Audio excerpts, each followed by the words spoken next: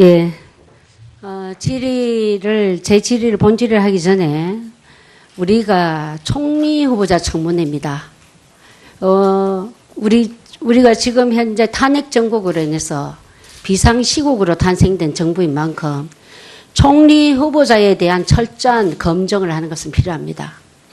그러나 처음에 우리 만났을 때 말씀하신 것처럼 수준 낮은 신상 털기라든가 카드라는 방송으로 정확하지 않는 걸로 후보자를 비하한다거나 그 가족을 모욕하는 것은 우리가 좀 국회의원들의 품위를 위해서 좀 지양해 줬으면 좋겠다. 그러면 좀 더 품격 있는 청문회가 되지 않나 이런 생각을 합니다. 저는 지금껏 어저께 총리 후보자의 통일관, 안보관, 그리고 경제를 어떻게 살릴 것인가 하는 내용과 감염병에 관한 것, 그리고 농업에 관해서 총리 후보자의 농업을 살릴 수 있는 정책을 어저께 검증을 했습니다. 경제도 좋고 경제 발전도 좋습니다. 그리고 또 필요합니다. 그러나 가장 중요한 것은 소외받는 국민들이 대한민국이라는 나라에 살면서 야, 정말 내가 대한민국에 잘 살고 있구나. 대한민국은 나를 위해서 정말 필요한 나라야. 우리나라 좋은 나라다.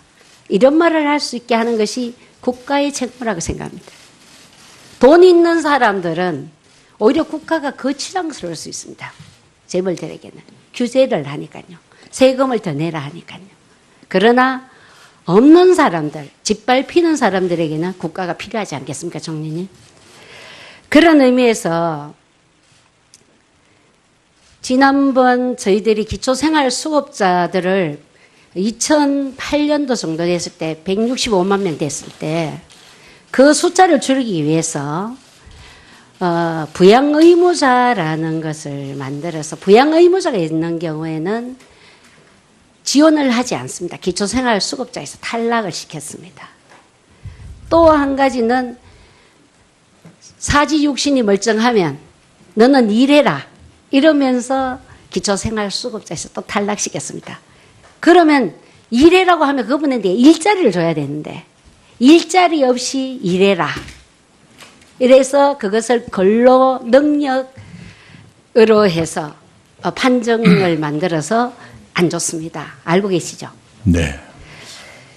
그래서 많은 송파 세모녀 자살 사건처럼 참 많은 분들이 이 생을 비관하고 자기 자신을 버리는 안타까운 일들이 있는 거 알고 계시죠? 총리 후보자께서 부양의무자 폐지에 대한 기준을 입법 발의하신 적이 있으시죠? 네, 이제 부양의무자 폐지의 취지는 다들 아는 것처럼 복지의 사각지대가 그것 때문에 생기는 경우가 많고요. 또 기초생활 수급자가 되기 위해서 있는 가족을 오히려 파내야 된다든가 하는 비인간적인 일까지 이제 생기고 있는 겁니다. 그러나 그걸 하다 보면 이제 재정 부담이 많이 늘어난다든가 하는 문제가 있기 때문에 순차적으로 적용하는 것도 방법이라 생각합니다. 노년층, 장애인, 또 몹시 생활 형편이 나쁜 분들이라든가. 그 시작을 해야 된다는데 동의를 하시는 거죠? 그러면요. 예. 네. 제가 이것을 부양의무자 폐지를 제가 18대 국회 때도 했다가 받아들이지 않고 그래서 제가 이번에는 좀 그 문안을 바꾸어서 냈습니다. 그러나 아직 상임위에서 정부 반대로 올라오지도 못했습니다. 이제 부양의무자 폐지를 그 테이블 위에 올려놓고 입법할 수 있도록 좀 도와주셔야 된다고 생각합니다. 네. 부양의무자는 그 외국 같은 경우에는 특별한 날을 빼고는 거의 부양의무자 자체를 폐지하고 있습니다. 장애인들이 이 부분에 대해서 너무 안타까워합니다. 심지어 어떤 사람은 자기가 취업을 했더니 기초생활수급자에서 탈락돼 버리니까 다시 그 직장을 버렸습니다. 기초생활수급자들이 재활에서 정말 앞으로 발전할 수 있도록 정부가 정책을 써야 되는데 기초생활수급자에서 벗어나지 않기 위해서 그대로 그 유지를 하기 위해서 직장을 버리면 이건 잘못된 정책 아니겠습니까? 네. 그래서 단계적으로라도 저희들은 좀 해야 된다고 생각하고요. 사실 그 어떤 예가 있냐면 인천에 사는 그 모 씨는 경추 손상 장애를 입었어요. 근데 성년이 된 딸이 직장을 가져버리니까 부양 의무자가 있다는 이유로 기초생활수급자에 탈락했단 말이에요. 그 딸이 직장을 버려버렸습니다.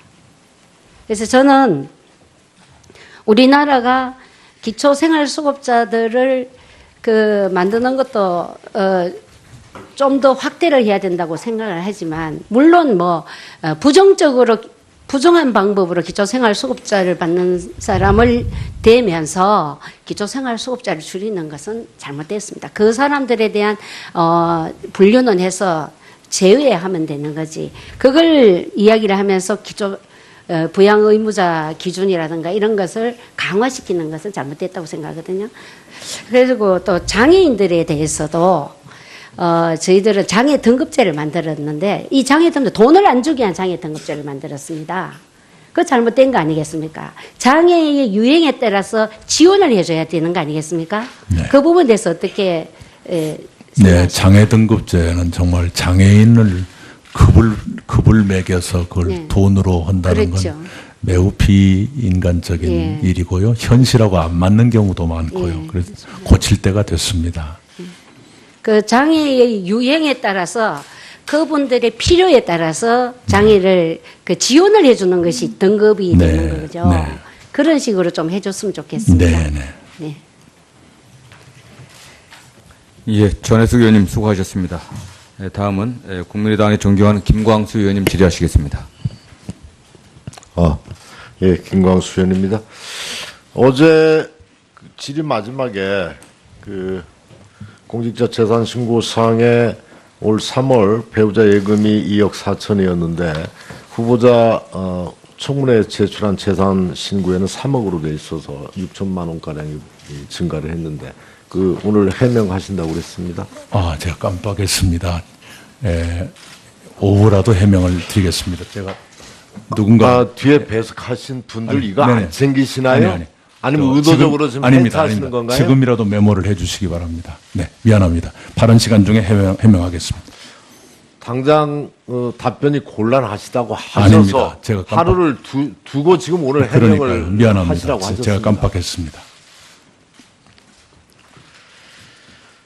그 근로소득 원천 징수 영수증을 그렇게 안 주시다가 이제 오늘 왔습니다. 그래서 확인해 본 결과 장남의 수입 2015년도 3,400, 지출 9,300. 이건 신용카드로만 지출한 겁니다. 현금 지출 빼고요. 세 공제 받으려고 지출한 내용들입니다. 2016년 수입 3,600, 지출 8,500. 합쳐서 원천 징수 영수증만으로만 뭐 현금 지출 빼놓고 며느리는 부양가족으로 돼 있어 수입이 없습니다. 그런 상태에서 장남의 재산은 꾸준히 전체적으로 증가돼 있는데 수입 지출 구조가 전혀 맞지 않습니다. 그러니까 2015년, 16년 두 해만 해도 약 1억 700만 원 정도가 더 지출된 거죠. 수입보다도. 그럼 어디서 돈이 나와야 됩니다. 재산은 증가됐습니다. 그 사이에. 이 돈이 어떻게 장남에 어떤 수입으로 1억 700만 원이 간 겁니까? 모르겠습니다. 왜냐 그러면요. 예, 지금 저는 그것이 부채라고 생각하고 있습니다만 마이너스 통장에서 지금 빼다 쓰는 것 아닙니까?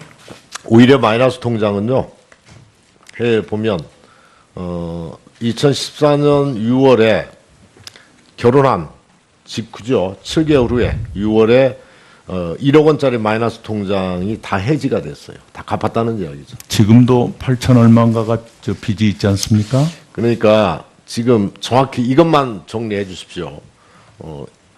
2015년, 16년 올해 이거 2년 동안에 1억 700만 원이 장남의 재산은 증가됐어요, 이 시기에. 빚이 없는 거죠. 증가됐는데 제가 아는 거하고 다른데요. 1억 700만 원이 지출보다 수입보다 지출이 더 많은 거죠. 이거 오후에 말씀해 주십시오. 글쎄요. 아까 이 두 가지 네. 네, 빨리 주시기 두 바랍니다. 가지 부분에 대해서 오후에 말씀을 네, 네, 네. 그리고 또 한 가지 팩트를 정확히 확인하겠습니다. 어제 이낙연 후보자께서 이경호 정무특보에 대해서는 급여를 지급하지 않는다 이렇게 분명히 말씀하셨습니다. 아니 그렇게 말 안 했습니다. 특보에 관해서 아닙니다. 특보에 관해서 그 말씀드렸습니다. 중에 대다수는 무급이라고 했지 이경호가 무급이라고 말하진 않았습니다.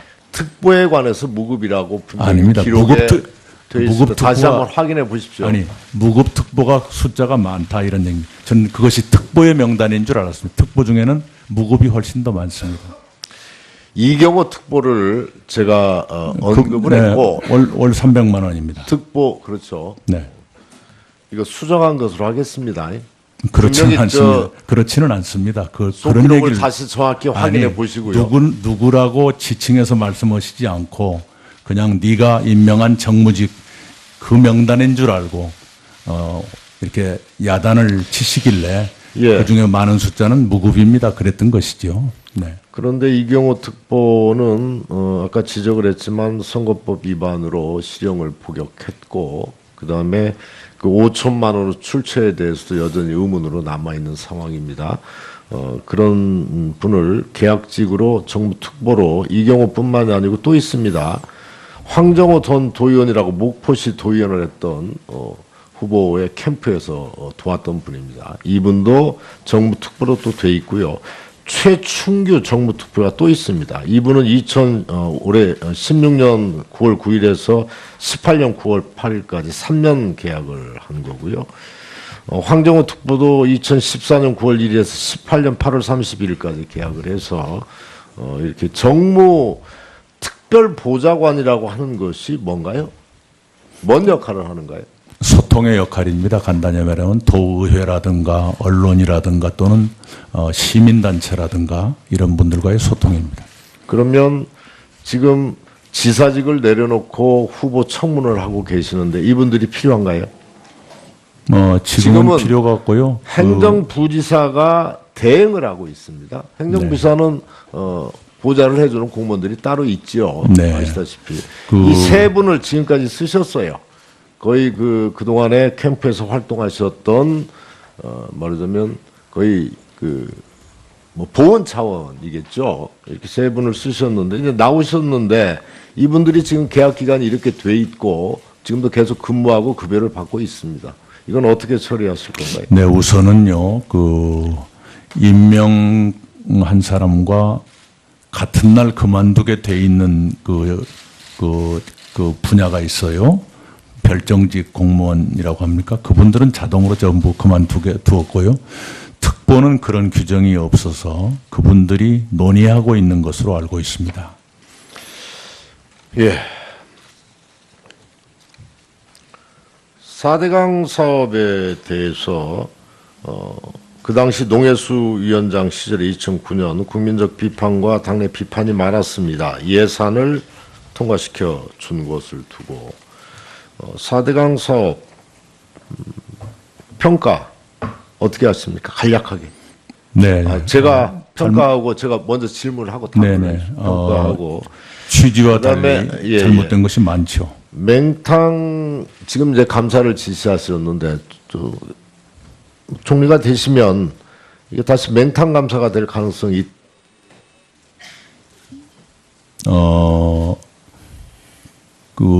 감사원에서 다시 감사를 하는 것으로 듣고 있습니다.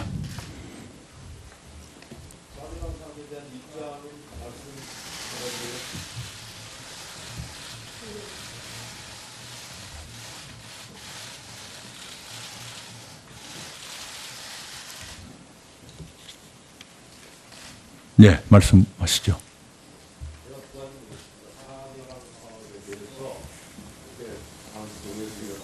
네네, 설명을 드리겠습니다. 네. 그 당시 민주당 네네. 굉장히 많이 받으셨습니다. 네네, 설명을 드리겠습니다. 네. 후보자 입장, 네. 그리고 앞으로 지금 감사가 할 예정인데 네. 감사가 그런 입장을 가지신 총리 후보자께서 네. 사대강 사업에 대한 감사를 제대로 하실지 네. 여기에 대한 국민적 의구심이 있다 이 말씀입니다. 네. 우선요, 잘 아시겠지만 4대 강 사업은 농수산위원회 소관이 아니고 건설교통위원회, 국토교통위원회의 소관입니다. 농수산위원회는 저수지를 다루는 상황이었습니다. 당시 정부는 전국에 있는 수많은 저수지 중에 4대강으로 흘러들어가는 저수지만 뚝 높이기, 숭상을 허자해서 한 4천억 정도의 예산을 편성해 왔습니다. 이걸 어떻게 할 것인가? 당시 정부 여당은 원안 통과가 목표였습니다. 그런 상태의 대치가 계속되고 있는 상황인데 저희 지역을 포함해서 많은 농수산위원들이 4대강으로 흘러 들어가는 저수지만 저수지냐? 그럼 나머지 저수지는 숭상이나 준설을 그러면 어떡하느냐? 이런 문제 제기가 있었습니다. 그래서 제가 고심하다가 장관께 이런 제안을 했습니다. 그 예산 중에 30% 정도를 떼서 4대강으로 흘러 들어가지 않는 저수지, 서해나 동해나 남해로 흘러 들어가는 저수지를 숭상하거나 준설하는 예산으로 쓰면 어떠냐? 그래가지고 협상이 계속되다 결국은 17%를 빼는 것으로 합의가 되었습니다. 그랬더니 당에 좀 강경하신 분들은 결국 그건 4대강을 인정한 것이 아니냐 이렇게 말씀을 하시고 저는 4대강 관련 예산을 오히려 깎은 것이다. 이래서 맨 처음에는 당에서 우려 표명을 했습니다. 네, 후보자 좀 짧게 좀 핵심만 정리해서 이 말씀만 마치겠습니다. 그러나 당에서 최종적으로 내려진 예산심의 지침은 30% 정도를 4대강 아닌 쪽으로 돌리는 것이 좋겠다. 저의 중재안을 받아들이는 쪽으로 됐습니다. 네, 네. 곤란하시다고 아닙니다. 하셔서 제가 하루를 두고 지금 오늘 해명을 그러니까요. 미안합니다. 하시라고 하셨습니다. 제가 깜빡했습니다.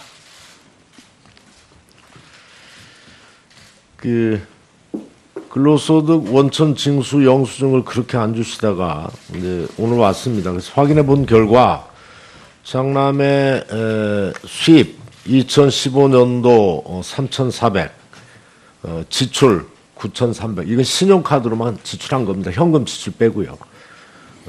세 공제 받으려고 지출한 내용들입니다. 2016년 수입 3,600, 지출 8,500. 합쳐서 원천 징수 영수증만으로만 현금 지출 빼놓고 며느리는 부양가족으로 돼 있어 수입이 없습니다. 그런 상태에서 장남의 재산은 꾸준히 전체적으로 증가돼 있는데 수입 지출 구조가 전혀 맞지 않습니다.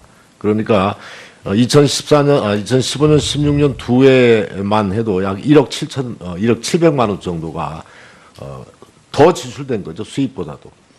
그럼 어디서 돈이 나와야 됩니다. 재산은 증가됐습니다. 그 사이에. 이 돈이 어떻게 장남에 어떤 수입으로 1억 700만 원이 간 겁니까? 모르겠습니다. 왜냐 그러면요. 예, 지금 저는 그것이 부채라고 생각하고 있습니다만 마이너스 통장에서 지금 빼다 쓰는 것 아닙니까? 오히려 마이너스 통장은요.